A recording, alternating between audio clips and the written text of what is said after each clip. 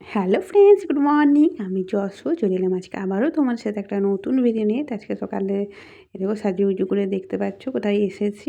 রোহিণী এসেছি, রোহিণী থেকে বাস ধরবো। কোথায় যাবো যেন আজকে বাপের বাড়ি যাব আসানসোল। তো জার্নিটা অনেক দূরের জার্নি, সেই জন্যেই সকাল সকাল বেরিয়ে পড়েছি। এখন প্রায় 7টার মতন বাজে।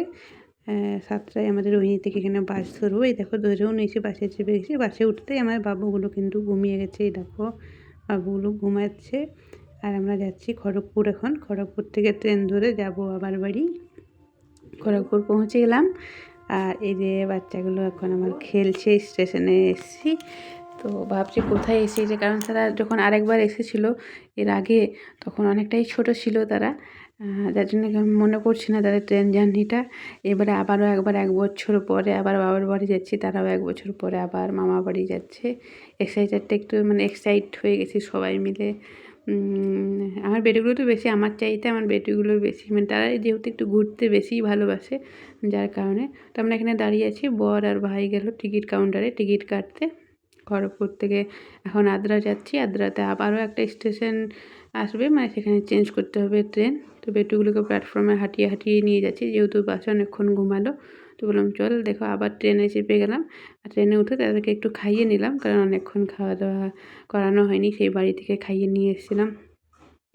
তো একটু বাড়ি থেকেই খাবার বানিয়ে নিয়ে এসেছিলাম, সেগুলো আপাতত খাওয়ালাম।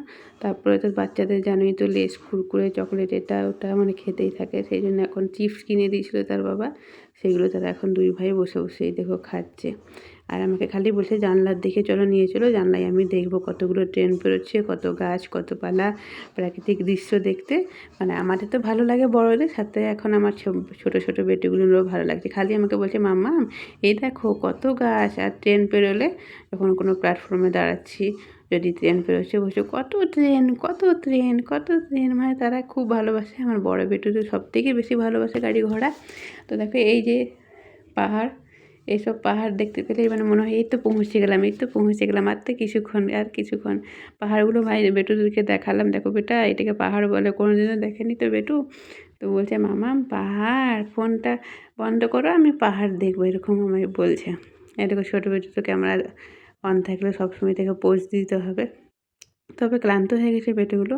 আর দেখো দেখতে দেখতে আবার পৌঁছে গেলাম। এই দেখো দামোদর নদী। বেটুকে দেখালাম নদী, এটাকে বলে মামা নদী, কত জল, কত জল। খালি গল্প করে করে সারাটা রাস্তা এলো, খুব একটা বেশি বিরক্ত করেনি। তবে ছোটো বাচ্চা তো এতটা জানি, সেই সকাল 7টা থেকে সন্ধ্যে 7টা, একটু তো বিরক্ত হবেই।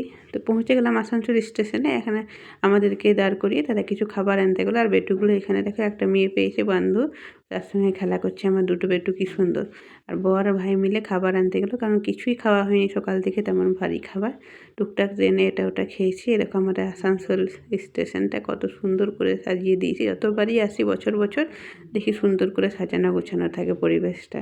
কি সুন্দর, নোংরা কোথাও নেই। স্টেশনটাও ভালো করে কালার করেছে।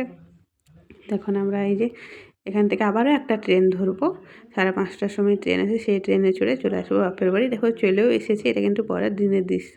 কিন্তু সেই দিনকে আর ক্যামেরায় অনই করতে পারিনি, কারণ এসে পরে অনেক রান্না বান্না করতে হলো। ধরো 7টা 7:30 বাজলো সন্ধ্যেবেলা। আবার বাড়িতে সবাই ছিল, সবাই সঙ্গে গল্প গুজব, এতদিন পর এলে যেটা হয় আর কি, সবাই খুব খুশি হয়েছি এতদিন পর আসি। সবার সঙ্গে গল্প, রান্না বান্না করে খেতে দিতে রাত প্রায় 10টা 11টা। এই যে আমরা ঘুরতে এসেছি, আমার ছেলেদের যে অভ্যাস বিকেলবেলায় ঘোরা, সেই যে ঘুরতে চলে এসেছি। বলে দাও একটু হাই বলে দাও। বাবা দেখেছ কোথায় এসেছো? এদিকে এসেছো।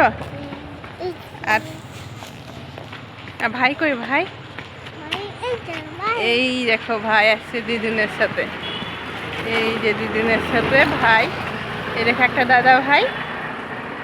আমরা বেড়ে করতে এসেছি বিকেলে।